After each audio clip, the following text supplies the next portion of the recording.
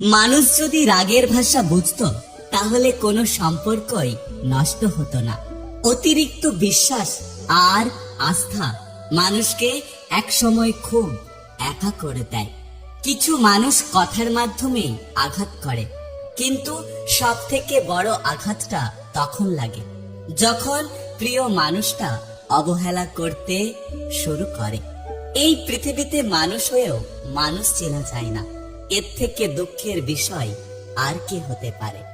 যে তোমাকে যতটা সম্মান দেবে তুমিও তাকে ততটাই সম্মান দিও, তার অধিক বেশি দেওয়ার চেষ্টা করো না। কারণ এ যুগে মানুষগুলো সম্মানের চেয়ে বেশি স্বার্থে চলে। স্বার্থ ফুরিয়ে গেলে মানুষ সম্মান দেওয়াটাও বন্ধ করে দেয়। কেউ যদি তোমাকে অকারণে বারবার ব্যস্ততা দেখায় তাহলে বুঝে নিও সে আসলে